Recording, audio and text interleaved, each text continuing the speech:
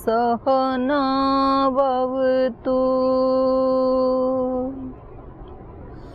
सहनौ भुनक्तु सह वीर्यं करवावहै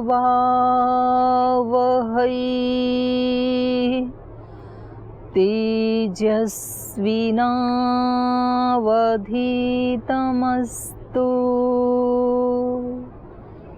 मा विद्विषावहै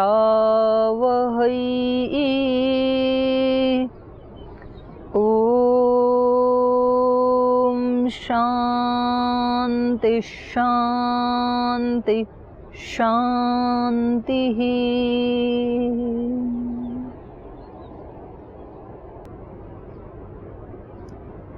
आज की कक्षा का अवसर यहाँ स्वर्ग में बैठ करके चर्चा करने के लिए मिला।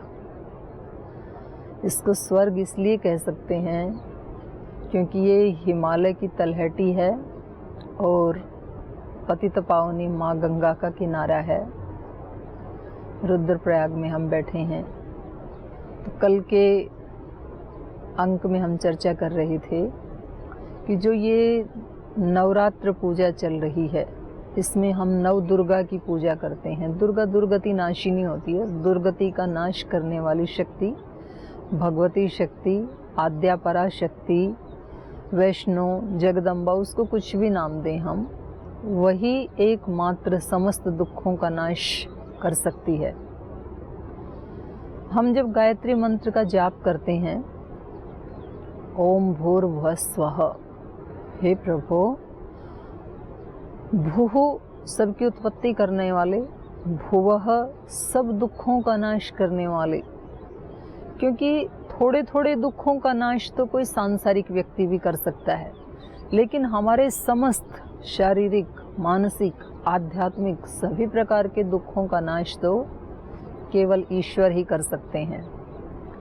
और केवल दुखों का नाश ही नहीं करते हैं, स्वः सुख स्वरूप, आनंद स्वरूप।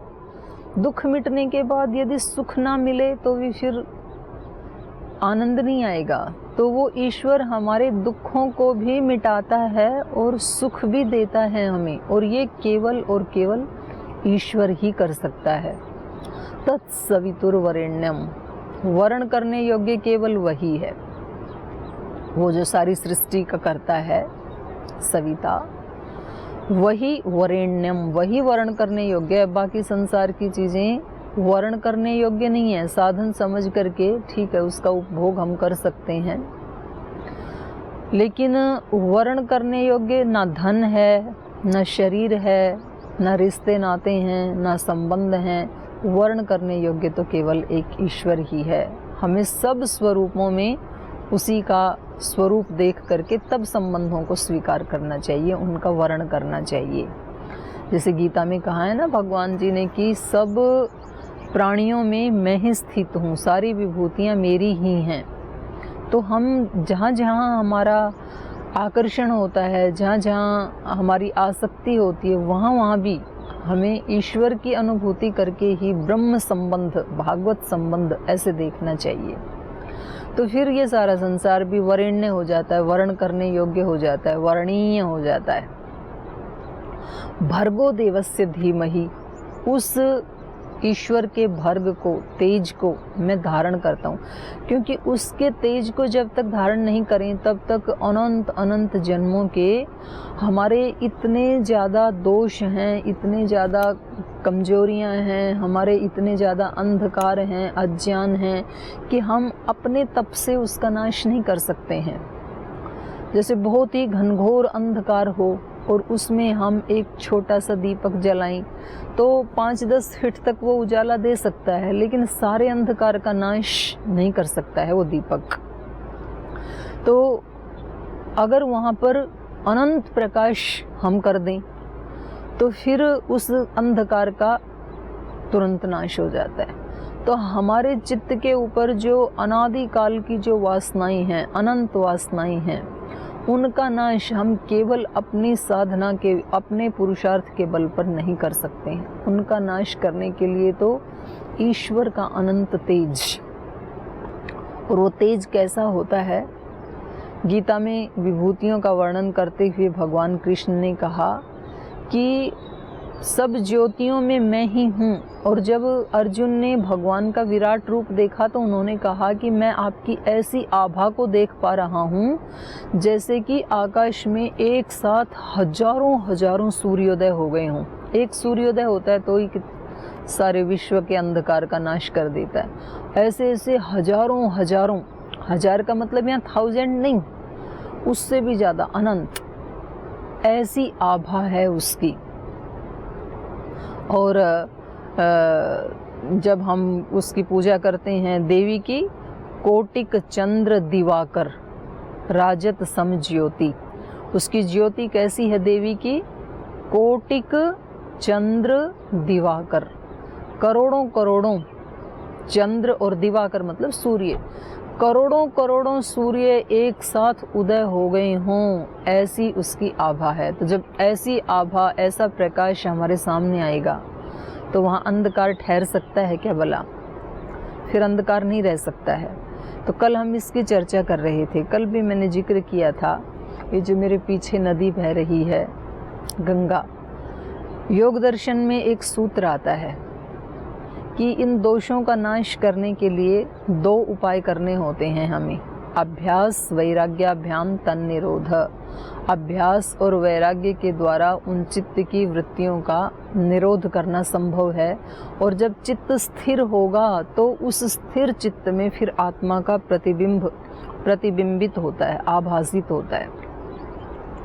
तो वहाँ पर वो वैराग्य और वो अभ्यास हमें कितने टाइम तक करना चाहिए, कितने समय तक करना चाहिए?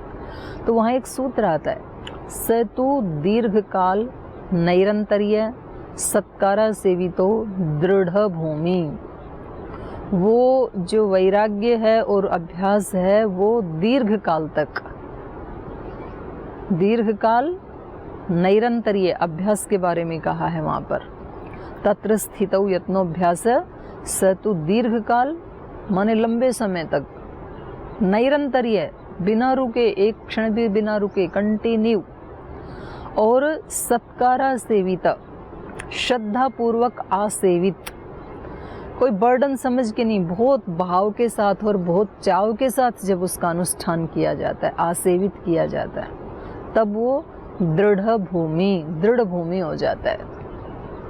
तो गंगा को देख करके वो उदाहरण पूरा घटित हो रहा है। ये जो गंगा मैया है, ये लगभग इस सृष्टि के काल को यदि हम गिने तो लगभग 200 करोड़ वर्ष से, कितना दीर्घ काल हो गया, कब से बह रही है ये? 200 करोड़ वर्षों से लगभग, जब से सृष्टि बनी तब से। तो ये इसका अभ्यास अपने लक्ष्य की तरफ बढ़ रही है। और उसकी तरफ बढ़ने के लिए जो इसका अभ्यास है वो कितने समय से चल रहा है? दीर्घ काल से, दीर्घ काल, नैरंतर्य, निरंतर, एक क्षण भी रुकती नहीं है ये, एक पल भी रुकती नहीं है। हम सब तो रात को सो जाते हैं, ये रात को भी नहीं सोती है। हम तो कभी संडे को छुट्टी कर लेते हैं, ये कोई संडे नहीं करती है। हम होली दिवाली को अपने साधना में कटौती कर लेते हैं, ये होली दिवाली को भी नहीं करती है। तो नैरंतर्य, क्योंकि इसको ललक है अपने लक्ष्य पर पहुंचने की, समुद्र तक पहुंचने की, इसलिए दीर्घ काल नैरंतर्य, निरंतर, अहर्निश, दीर्घ काल नैरंतर्य सत्कारा सेविता, श्रद्धा पूर्वक। इसके किनारे जो बैठने वाला है, इसको देख करके उसके चित्त में भी श्रद्धा का आधान हो जाता है, उसके अंदर भी श्रद्धा उत्पन्न हो जाती है। लोग बैठे रहते हैं गंगा के किनारे, उसको देखते रहते हैं, और उनसे पूछे कि आप क्या देख रहे हैं, तो उनको स्पष्ट रूप से कुछ उत्तर नहीं बन पाएगा कहने के लिए हम क्या देख रहे हैं, लेकिन अंदर अंदर से उनको एक सुखद अनुभूति होती है, उनको अच्छा लगता है। उनको अच्छा क्यों लगता है? क्योंकि ये जो निरंतर बह रही है, तो जो गति, जो गुण है वो चेतन का गुण है, क्योंकि प्रकृति तो जड़ है। तो इसमें जो नैरंतर्य है, जो इसमें ये गति दिखाई दे रही है इतने वेग से और निरंतर बहना, तो ये गति किसके कारण है? ये गति है ईश्वर की गति, चेतन की गति, क्योंकि कोई मनुष्य तो इसको गति दे नहीं रहा है। तो फिर मनुष्य से ऊपर, पुरुष से ऊपर फिर वो परम पुरुष है जिसकी गति से ये गतिमान हो रही है। तो सेतु दीर्घ काल नैरंतर्य सत्कारा सेवितो, श्रद्धा पूर्वक दौड़ी जा रही है ये। सत्कारा सेवितो दृढ़ भूमि हो जाता है, माने फिर वो स्वभाव ही बन जाता है। शायद गंगा को तो कभी ख्याल ही नहीं आता होगा कि मैं कभी छुट्टी कर लूँ या मैं थोड़ी देर के लिए विश्राम कर लूँ। ऐसे ही योगी को प्रतिदिन नित्य निरंतर प्रतिपल उसको और उत्साह मिलता चला जाता है आगे बढ़ने के लिए, क्योंकि एक एक कदम वो अपने लक्ष्य के, अपने प्रियतम के, अपने आराध्य देव के उसकी तरफ बढ़ रहा होता है, अपने उस पूर्ण सुख की तरफ बढ़ रहा होता है, उस पूर्ण आनंद की तरफ बढ़ रहा होता है। तो इसलिए उसको तो अच्छा ही, उसको कभी बोर होने का कोई सवाल ही पैदा नहीं होता है। और जो पूजा को भी, आराधना को भी ऐसे समझ के करते हैं कि चलो अभी टाइम हो गया, अभी दुकान पे जाना है, अभी इतने बज गए, चलो जल्दी से हड़बड़ में स्नान करके आते हैं, फिर जल्दी जल्दी धूप बत्ती की और जल्दी जल्दी फिर भागते हैं। तो ये फिर वो श्रद्धा पूर्वक नहीं है। वो फिर हमने ये समझ लिया कि यदि हमने ये 10 मिनट नहीं लगाई तो शायद देवी नाराज हो जाए, देवता नाराज हो जाएं। तो उनकी नाराजगी से बचने के लिए एक भार रूप समझ करके जब हम करते हैं कि चलो आज का तो हमने निपटा दिया, ये कार्य भी निपटा दिया, तो निपटाने वाली जो बात है वो कभी फिर उस आनंद को अभिव्यक्त नहीं कर पाएगी। तो खैर कल हम चर्चा कर रहे थे कि ये जो आत्मा की हमारी शक्तियां हैं, इनका जागरण करना, और वो भी एक सुनिश्चित पीरियड में, और उसके लिए फिर ये 9 दिन में लोग कोई हजारों कोई गायत्री के जाप करते हैं, यज्ञ करते हैं, उपवास करते हैं, मौन रहते हैं, नित्य निरंतर साधना करते हैं ताकि अपनी आत्मा की शक्तियों को जगाया जा सके और उस आराध्य के साथ तादात्म्य स्थापित किया जा सके। तो उसकी शुरुआत कहाँ से करें, कहाँ से प्रारंभ करें हम उन शक्तियों के जागरण का? तो जो हमारी वैदिक परंपरा है उसमें अष्टांग योग, योग के 8 अंगों का वर्णन है। उसमें सबसे पहले हम शुरुआत करें यम से। यम नियम, आसन, प्राणायाम, प्रत्याहार, धारणा, ध्यान और समाधि। यम में फिर 5 आ जाते हैं। और ऐसा नहीं है कि हम पहले 2, 4, 5 साल केवल यमों का पालन करें, उसके बाद नियम पे आएंगे, ऐसी नहीं है वहाँ पर। लेकिन सीक्वेंस बड़ी वैज्ञानिक है, उसका क्रम बहुत वैज्ञानिक तरीके से ऋषियों ने स्थापित किया है। क्योंकि सबसे पहले शुरुआत कहाँ से की जाए, छत पे पहुँचना है हमें, तो उसमें ये नहीं है कि चलो जी आज तो हम एक स्टेप के ऊपर खड़े होते हैं और कल फिर अगले स्टेप पे, फिर परसों, और हम छत पे जाने के लिए फिर 10 दिन लगा दें और उसमें 15 सीढ़ियाँ हैं तो 15 दिन। ऐसे नहीं होता है।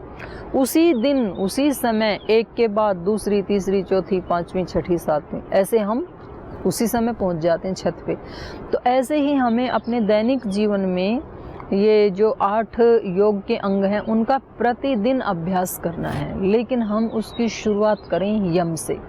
यम का मतलब है अहिंसा, सत्य, अस्तेय, ब्रह्मचर्य, अपरिग्रह। अब सबसे मूल में आता है अहिंसा, जड़, रूट। जैसे मकान की नींव होती है, सबसे पहले नींव खोदी जाती है और उसको सुदृढ़ किया जाता है, क्योंकि उसी के ऊपर फिर सारा भवन निर्भर करता है। यदि नींव बहुत सुदृढ़ है तो उसके ऊपर फिर आजकल 20-20 मंजिलें भी बनी हुई हैं शहरों में और कोई खतरा नहीं है। और यदि नींव खोखली है फिर एक फ्लोर बनाना भी, केवल ग्राउंड फ्लोर बनाना भी खतरे से खाली नहीं है। इसी प्रकार से जो अहिंसा शुरुआत है आध्यात्मिकता की, वो रूट है, वो मूल है।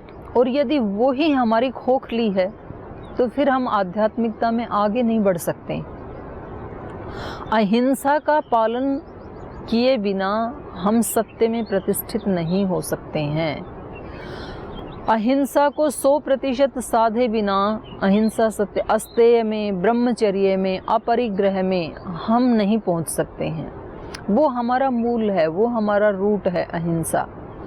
गीता में भी जो दैवी संपद है 16वें अध्याय में, तो उसका 16वें अध्याय का जो दूसरा श्लोक है, अहिंसा अहिंसा सत्यम अक्रोधः त्यागः शान्तिरपैशुनम् दया भूतेष्वलोलुप्त्वं मार्दवम ह्रीरचापलम, ऐसे वहाँ पे कहा है। अर्थात वहाँ भी दैवी संपद में भी सबसे पहला नंबर किसका है? अहिंसा। अहिंसा सत्य। योग दर्शन में भी यमों में अहिंसा सत्य, अर्थात सत्य में प्रतिष्ठा। और सत्य का मतलब तो साक्षात ईश्वर ही है। हम बचपन में गांव में अपने घर में भी देखते थे, सत्यनारायण की कथा की जाती थी। सत्यनारायण का मतलब क्या है? और किसी को अभिशाप भी देना होता है ना, सबसे बड़ी गाली है तेरा सत्यानाश हो। अर्थात यदि किसी व्यक्ति के जीवन से सत्य का यदि नाश हो गया तो उसको फिर और नाश की आवश्यकता नहीं है। फिर उसके पास यदि धन, ऐश्वर्य, मकान, गाड़ी जितने भी हैं तो भले ही रहने दो, क्योंकि उसके सत्य का यदि नाश हो गया तो उन सब की कोई कीमत नहीं है। उनका नाश तो हुआ ही हुआ पड़ा है पहले से। और यदि व्यक्ति के जीवन में सत्य बचा हुआ है तो चाहे इन सब का भी नाश क्यों ना हो जाए तो भी उसका कुछ नहीं बिगड़ा है। जैसे कि सत्यवादी राजा हरिश्चंद्र को आज तक भी हम आदर्श मानते हैं सत्य का। तो उनके जीवन में जो परिस्थितियां बनी तो राज्य, राजधानी सब उनका छूट गया, उनका धन, ऐश्वर्य, यहाँ तक कि अपने संबंधी, प्रिय पुत्र और पत्नी भी उनसे वियोग हो गया। लेकिन उसके बावजूद भी उस व्यक्ति ने सत्य को नहीं छोड़ा, धर्म को नहीं छोड़ा। तो उसको पुनः, क्योंकि एक परीक्षा तो ली ही जाती है साधक की, एक परीक्षा में से, अग्नि परीक्षा में से तो गुजरना ही होता है। ये छोटी मोटी कसौटियां होती हैं। ये ईश्वर को पाना ये तो बहुत बड़ी उपलब्धि है। एक छोटे से पत्थर में जब एक शिल्पी ईश्वर का स्वरूप उतारना चाहता है, वो तो स्वरूप है केवल ईश्वर का, फोटो है, तो वो भी उस पत्थर के ऊपर इतनी छीनी हथौड़ी मारता है, इतनी चोट मारता है। उस चोट को यदि वो पत्थर सह जाए तो वो सुंदर मूर्ति बन जाता है, सब सिर झुकाते हैं फिर उसकी तरफ। और यदि वो हथौड़ी छीनी मारते समय अगर वो पत्थर टूट जाए, उसको सहन ना कर पाए, तो फिर वो फेंक दिया जाता है और कहते हैं कहीं सीढ़ी आदि पे लगा देना इसको, या कोने में फेंक देना, ये पूजा के योग्य नहीं है। तो ऐसे ही जब हम भगवत्ता को प्राप्त करने के लिए इस मार्ग पर निकले हैं, अध्यात्म की प्राप्ति के लिए इस मार्ग पर निकले हैं, तो हमारी पद पद पर परीक्षाएं होती हैं, अग्नि परीक्षाएं होती हैं। और वो परीक्षाएं सदा नहीं होती हैं, कुछ समय के लिए होती हैं। ईश्वर देखते हैं कि इसके पास वो सामर्थ्य है या नहीं, अध्यात्म को अवतरित करने का इसमें, इसके हृदय में पात्रता है या नहीं। यदि हम उन अग्नि परीक्षाओं में टूट जाते हैं तो फिर हमें साइड में कर दिया जाता है और किसी और व्यक्ति को फिर उसके लिए चुन लिया जाता है। जैसे खेल में खिलाड़ी जाते हैं, विदेशों में जाते हैं, ओलंपिक आदि में जिनका चयन होता है, तो पहले उनसे यहाँ ट्रायल करवा करके देखते हैं। जैसे मान लीजिए कोई रनर है और वो यहाँ पर ही रेस करते हुए उसको चक्कर आ गया, वो गिर गया, नहीं दौड़ पाया, तो फिर उसका रिजेक्शन हो जाता है, फिर उसका सिलेक्शन नहीं हो पाता है।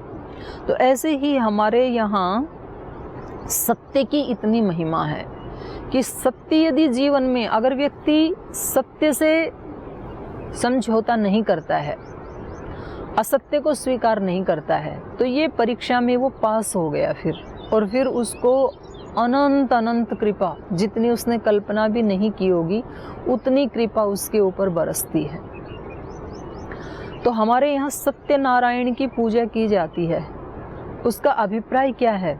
क्योंकि वो जो कथा हमने सुनी बचपन में कि एक बार शौनक आदि 88,000 ऋषियों ने श्री सूत जी से पूछा कि हे मुनि श्रेष्ठ, इस कली काल में इस भूमि पर सारे दुखों का नाश करने वाला कोई व्रत, कोई उपवास, कोई पूजा का अनुष्ठान हमें बताइए। और उस समय उन्होंने कहा कि आपने सब प्राणियों के हित के लिए बहुत अच्छी बात पूछी है, तो अब मैं इसकी कथा आपको कहता हूँ, आप इसे ध्यानपूर्वक सुनें। कली काल में सब मनुष्यों को बंधन से मुक्त कराने वाला केवल एक ही व्रत है, सत्यनारायण का व्रत। और इस कथा को उसने सुना, उनसे फिर लीलावती ने सुना, पद्मावती ने सुना, राजा ने सुना, फिर बहुत लंबी कहानी। लेकिन वो कथा क्या थी उसका कोई वहाँ पर जिक्र नहीं है, कौन सी कथा थी। उससे सुना। इसका अभिप्राय क्या है? इसका अभिप्राय ये है कि जिन जिन लोगों ने सत्य का पालन किया, उनके जीवन से जिन जिन लोगों ने प्रेरणा ली, उनके जीवन में वो सब ऐश्वर्य स्थापित हुआ। तो सत्य में प्रतिष्ठित होने का मतलब है स्वयं साक्षात ईश्वर में प्रतिष्ठित होना। और ईश्वर में प्रतिष्ठित होने से, सत्य में प्रतिष्ठित होने से पहला जो कदम है वो है अहिंसा। अहिंसा में प्रतिष्ठित होना। अब विचार हमें ये करना है कि हम कब हिंसा में प्रतिष्ठित होते हैं, कब अहिंसा में प्रतिष्ठित होते हैं। हमें अपने जीवन में देखना होगा हम हिंसा कब कब करते हैं। हिंसा मतलब कष्ट पहुंचाना, अपने आप को कष्ट पहुंचाना या दूसरे को कष्ट पहुंचाना, ये इसको हिंसा कहते हैं। हिंसा उत्पन्न होती है भय के कारण। जहाँ जहाँ हमें भय लगेगा तो वहाँ वहाँ हमारे जीवन में हिंसा उत्पन्न हो जाती है। जैसे सुबह सुबह आप अपने घर में कुछ सफाई कर रहे हैं या खाना बना रहे हैं, उस समय कोई कुत्ता आता है या बिल्ली आती है, तो आप उसको गुस्सा करके भगाते हैं, धमकाते हैं उसको कि बाहर जाओ, यहाँ से मत आओ अंदर। या फिर हमारे हाथ में कोई डंडा हो, कोई चप्पल हो, तो हम उसको फेंक के मारते हैं। तो ये जो हम उसको धमकाते हैं या उसको हटाते हैं, इसको बोलते हैं हिंसा। ये हिंसा क्यों उत्पन्न हुई? हमने उस प्राणी को कष्ट दिया है। लेकिन ये कष्ट देने की नौबत क्यों आई? क्योंकि हमें लग रहा था कि यदि ये कुत्ता या बिल्ली अंदर आएगा तो मैंने खाना तैयार किया है, ये उसको उठा के ले जाएगा, जो मुझे स्वीकार नहीं है, क्योंकि मैंने इतने पुरुषार्थ से इसको बनाया है, और वो उसको उठा ले जाए। तो वो ना उठाए, इस भय के कारण, ये भय हमारे चित्त में उत्पन्न हुआ कि कहीं ये इसको नष्ट ना कर दे, तो उसको बचाने के लिए हमने उसकी हिंसा की। हम अपने पूजा घर में पूजा कर रहे हैं, उसी समय बाहर से आकर के कोई नॉक करता है, कोई मिलने वाला व्यक्ति आया है। हम पूजा में हैं इसलिए हम बोलते नहीं हैं। वो व्यक्ति दोबारा नॉक करता है, तीसरी बार, चौथी बार, वो नॉक किए ही जाते, क्योंकि उसको मालूम नहीं है कि आप पूजा में बैठे हैं। तो हमें अंदर से थोड़ा बुरा लगता है, हमें लगता है कौन है ये, क्यों डिस्टर्ब कर रहा है। तो ये जो मेरे मन में भाव आया उस व्यक्ति के प्रति, एक द्वेष का भाव आया, एक घृणा का भाव आया, उसको कष्ट देने का भाव आया। भले ही हमने प्रत्यक्ष उसको नहीं बोला, लेकिन मेरे चित्त में तो उत्पन्न हो ही गया। तो ये भाव उत्पन्न होने से मैंने उस आत्मा की भी हिंसा कर दी, अपनी भी हिंसा कर ली, क्योंकि मैं भी दुखी हो गया। इस हिंसा की उत्पत्ति कैसे हुई? इस हिंसा की उत्पत्ति भय के कारण हुई, क्योंकि मुझे ये था कि ये जो मेरे को एक सात्विकता की स्थिति बनी है, ये मुझसे कोई छीने ना। जितना पीरियड मैंने सुनिश्चित किया है कि मैं आधे घंटे पूजा करूंगा या 1 घंटा करूंगा, इस समय अवधि के अंतराल में कोई भी बाधा ना आए, नहीं तो मेरा ये जो अखंड, जो मेरी शांति है, अखंड आनंद है, एक प्रसन्नता है, ये बीच में टूट जाएगी। एक कारण है ये। दूसरा, कभी कभी लोग, उनको आनंद भी नहीं आ रहा, लेकिन उनको मन में उन्होंने ये प्रोग्रामिंग कर ली कि अगर पूजा के दौरान मैंने किसी से बात कर ली या पूजा को बीच में खंडित कर दिया तो देवता मुझसे नाराज हो जाएंगे, मुझे अखंड पूजा करनी है, मुझे यज्ञ को पूर्ण आहुति तक अखंडित रूप से इसकी रक्षा करनी है, बीच में खंडित नहीं करना है, और फिर मेरा अखंड यज्ञ होगा तो देवता मुझ पे कृपा करेगा। तो ये जो भय हमारे चित्त में उत्पन्न हुआ, हमारा अस्वीकार्यता का भाव कि ये नहीं चाहिए इस समय, चाहे उस समय वो कितना ही प्रिय व्यक्ति भी क्यों ना हो, तो हमने जो अपने माइंड में एक प्रोग्रामिंग कर ली थी कि इतने समय तक कोई भी नहीं आना चाहिए, यहाँ तक कि अपने बच्चे या अपने पति या पत्नी बीच में आ जाएं तो बाद में हम उनको भी डांटते हैं कि आपने क्यों हमें पूजा के समय डिस्टर्ब किया, थोड़ी देर बाद नहीं बोल सकते थे क्या। तो ऐसे हम सुबह से शाम तक अपने जीवन में देखेंगे कि हम हिंसा में प्रतिष्ठित कब होते हैं। तो उसका पहला कारण है जब हम भयभीत होते हैं, हमारे चित्त में भय होता है, डर होता है।